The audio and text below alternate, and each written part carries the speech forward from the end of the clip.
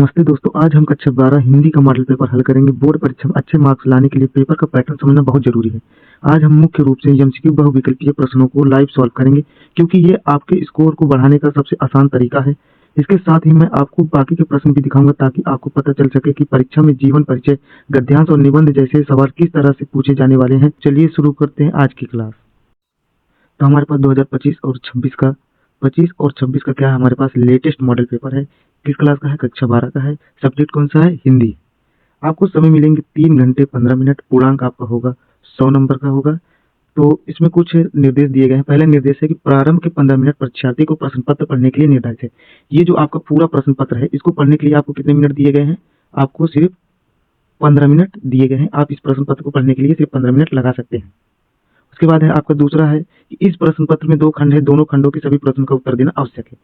इस प्रश्न पत्र में 2 खंड है, जो कि उसके सभी प्रश्नों को आंसर आपको देना पड़ेगा। तो हम चलिए खंड का के प्रश्नों को हल करते हैं। लेकिन प्रश्नों को हल करने से पहले प्रश्न संख्या 1 में आपका 5 क्वेश्चन रहेंगे। 5 क्वेश्चन में हर क्वेश्चन को आपका 1 नंबर मिलेगा। 1 नंबर मिलेगा तो मिला के हो गया 5 का, अगर 1 मिलेगा तो हो गया 5 नंबर आपको मिलेंगे। तो आपको पहला क्वेश्चन का है कि हिंदी गद्य साहित्य में 1918 से 1938 ईस्वी तक के काल को किस नाम से अभिहित किया गया है? तो इसमें जो राइट आंसर है आपका ये है कि इनमें से कोई नहीं। आपका खा है कि कहानी विधा का उदाहरण है। कहानी विधा का उदाहरण कौन सा है? तो इसमें आपका है अपना अपना भाग्य। ऑप्शन नंबर 2 है अपना अपना भाग्य। आपका प्रश्न संख्या गा है कि भारतेंदु के सहयोगी कौन थे? बालकृष्ण भट्ट। आपको प्रश्न घा है कि किस रचनाकार के निबंध प्रायः संरचनात्मक है? तो किसके है भैया? तो ये है आपके महादेवी वर्मा जी के। आपको प्रश्न संख्या अंगा है कि राजा शिव प्रसाद सितारे हिंद की रचनाओं की भाषा की शैली है। तो भैया भाषा की शैली कौन सी भाषा की शैली आपका है? ऑप्शन दूसरा है जो ब्रज भाषा का पुट लिए। तो आपका जो इसमें सितारे हिंद की रचनाओं का भाषा कौन सा भैया? भाषा शैली कौन सा है? तो भाषा शैली ब्रज भाषा का पुट के लिए। तो चलिए बढ़ते हैं। अब प्रश्न संख्या 2 आ गया है। प्रश्न संख्या 2 में इसमें भी आपको 5 क्वेश्चन रहेंगे, प्रत्येक क्वेश्चन का 1 नंबर मिलेगा। तो चलिए शुरू करते हैं। प्रश्न संख्या 2 का कहा है कि स्थूल के प्रति सूक्ष्म का विद्रोह किस काव्य आंदोलन के लिए कहा जाता है? तो भैया किस आंदोलन के लिए कहा जाता है? ये कहा जाता है प्रगतिवाद के लिए कहा जाता है। आपका प्रश्न है खा नई कविता की आधारभूत विशेषता है। तो नई कविता की आधारभूत विशेषता क्या होती है? कि वह किसी भी दर्शन के साथ बंधी हुई नहीं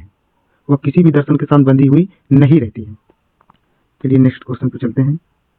आपका क्वेश्चन है कि गा प्राकृतिक के सुकुमार कवि कहलाते हैं। तो कौन कहलाते हैं भैया? तो ये कहलाते हैं पंत जी। इनका पूरा नाम है सुमित्रा नंदन पंत। प्रश्न संख्या गा है कि एक भारतीय आत्मा किसे कहा जाता है? किसे कहा जाता है भैया? ये कहा जाता है इनको मक्खनलाल चतुर्वेदी जी को कहा जाता है। आपको प्रश्न संख्या अंगा है कि प्रयोगवादी कवियों को राहु के अन्वेषी किसने कहा? तो किसने कहा था भैया? ये कहे थे आपके ऑप्शन नंबर दूसरा है अज्ञेय जी ने कहा था। तो चलिए नेक्स्ट क्वेश्चन पे बढ़ते हैं कि प्रश्न संख्या 3 है निम्नलिखित गद्यांश का संदर्भ देते हुए किसी एक के नीचे दिए गए प्रश्नों का उत्तर दीजिए। देखिए आपके इसमें कितने प्रश्न होंगे? 5 प्रश्न होंगे। प्रत्येक प्रश्न के 2 नंबर मिलेंगे, तो मिला के कितने हो जाएंगे? 10 अंक हो जाएंगे। तो इसमें आपको क्या है, गद्यांश दिया रहेगा, उसका संदर्भ देते हुए क्या करना है, जो भी नीचे क्वेश्चन दिए रहेंगे 5, उसका क्या करना है, आंसर देना है। इसमें आपको 2 ऑप्शन रहेंगे। एक तो या तो आप ये कर सकते हैं जो ऊपर वाला है, या तो इसको आप हल कीजिए, इस वाले को हल कर दीजिए, या तो आप अथवा करके जो दिया गया है ये अथवा करके इसके नीचे वाले को आप क्या कर सकते हैं, हल कर सकते हैं। इसको भी हल कर सकते हैं। तो इसमें 5 क्वेश्चन दिए रहेंगे। तो 5 क्वेश्चन कौन कौन से हैं? ये ऊपर दिए गए हैं 5 क्वेश्चन, इसको कर सकते हैं। ठीक है। तो गद्यांश में आपको 5 क्वेश्चन के आंसर देने होंगे, संदर्भ भी लिखने होंगे, तो आप ये आसानी से लिख सकते हैं। बढ़ते हैं नेक्स्ट क्वेश्चन की तरफ।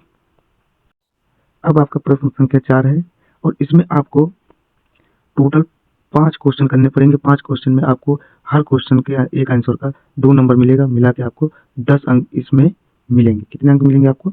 10 अंक मिल जाएंगे। तो चलिए शुरू करते हैं। कैसे? तो इसमें आपको 2 ऑप्शन दिए रहेंगे अथवा करके, या तो आप इस पद्यांश का आंसर दे दीजिए, चाहे आप इसका दीजिए, 5 क्वेश्चन का आंसर दे दीजिए, या तो ये जो अथवा करके दिया गया है इसका आप आंसर दे सकते हैं। दोनों में ही 5-5 क्वेश्चन होंगे। देखिए ये 5 क्वेश्चन है ना, 1 2 3 4 5, पांचों को क्या करना है, आपको आंसर देना पड़ेगा। तो आपका प्रश्न संख्या 5 आ गया है। प्रश्न संख्या 5, इसमें भी आपको 5 नंबर टोटल मिलेंगे। तो 5 का कहा है कि निम्नलिखित में से किसी एक लेखक का जीवन परिचय देते हुए उनकी कृतियों का उल्लेख कीजिए। शब्द सीमा आपको कितनी रखनी पड़ेगी भैया? 80 शब्दों में आपको इसको लिखना पड़ेगा। आप किसका लिख सकते हैं? आपको 4 ऑप्शन दिए रहेंगे, चारों ऑप्शन में से आप किसी एक का लिख सकते हैं। ठीक, चलिए नेक्स्ट क्वेश्चन पे चलते हैं। प्रश्न संख्या 5 का कहा है कि निम्नलिखित में से किसी एक कवि का जीवन परिचय देते हुए उनकी कृतियों का उल्लेख कीजिए। तो क्या करना है? उनकी कृतियों का उल्लेख करना है। इसमें भी शब्द सीमा होंगे 80 और इसमें भी आपको 5 अंक मिलेंगे। आप इनमें से किसी का भी कर सकते हैं, चारों में से। चाहे आप भारतेंदु हरिश्चंद्र जी का कीजिए, चाहे सुमित्रा नंदन पंत जी का, चाहे अज्ञेय जी का कीजिए, चाहे महादेवी वर्मा जी का कीजिए। अगर मान लीजिए किसी का जीवन परिचय नहीं आता है तो आप जिसका याद करके गए उसी का लिख देंगे, कोई दिक्कत नहीं होगी। चलिए नेक्स्ट क्वेश्चन पे चलते हैं। प्रश्न संख्या 6 है कि कहानी तत्वों के आधार पर खून का रिश्ता अथवा लाठी कहानी की समीक्षा कीजिए। तो शब्द सीमा कितनी है आपकी? शब्द सीमा है 80 शब्द सीमा में। अगर आपने ये सही पढ़ा होगा अपने क्लासरूम में, आपके टीचर ने पढ़ाया होगा, तो आप इसको आसानी से कर सकते हैं। इसमें आपको टोटल कितने अंक मिलेंगे? 5 अंक मिलेंगे। चलिए नेक्स्ट क्वेश्चन पे चलते हैं। इसमें देखिए पहले, इसमें सॉरी पीछे आकर हम देखते हैं कि इसमें भी अथवा करके दिया गया। अथवा करके चाहे आप इसका कर दीजिए, या तो आप इसका करिए, या तो ये कर दीजिए। आपको इसमें 2 ऑप्शन दिए रहेंगे, 2 में से आपको एक चाहे जो करना पड़ेगा। चलिए प्रश्न संख्या 7 पे चलते हैं। प्रश्न संख्या 7 है कि स्वपठित खंड काव्य के आधार पर निम्नलिखित प्रश्नों में से किसी एक प्रश्न का संक्षिप्त उत्तर दीजिए। शब्द सीमा कितनी है? शब्द सीमा आपकी 80 है। आपको टोटल अंक कितने मिलेंगे? 5 अंक आपको मिलेंगे। ये आपके जिले के अनुसार आपको क्या किया गया है, बताया गया होगा कौन सा आपको कहानी इसमें पढ़ना है, कौन सा खंड काव्य आपको पढ़ना होगा, तो उसी आधार पर आपको क्या करना होगा, आंसर देना पड़ेगा।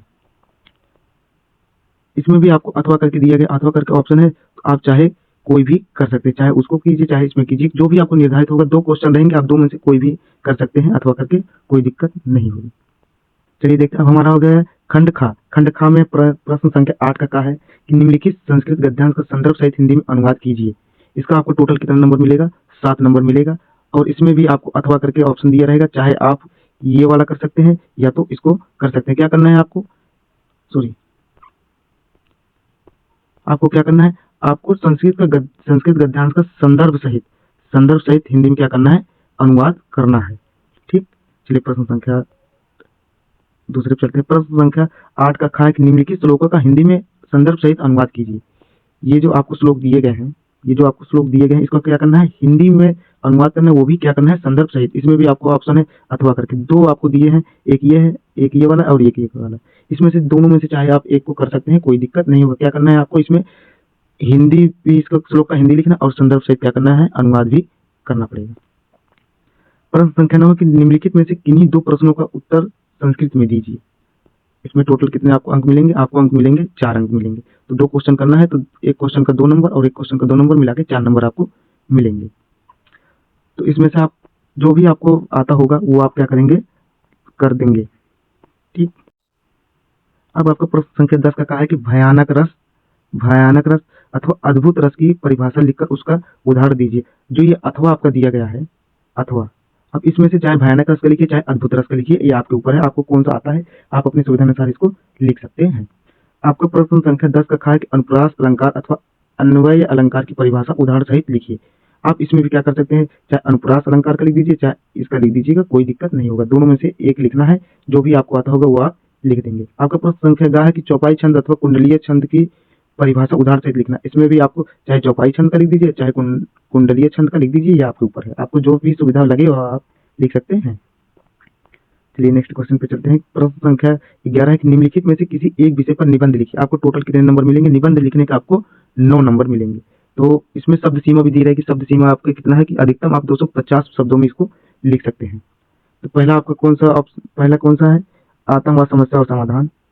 एक दूसरा है एक रोमांचक बस यात्रा। तीसरा आपका है मेरा प्रिय उपन्यासकार प्रेमचंद। चौथा आपका है शिक्षा में खेलकूद का स्थान। तो आप इन चारों में से किसी एक को कर देंगे तो आपका वो 9 नंबर आपको मिल जाएंगे। लेकिन शब्द सीमा का आपका ख्याल रख के करना होगा। आपका शब्द सीमा कितना है? 250 शब्दों में आपको इसको क्या करना है? लिखना पड़ेगा।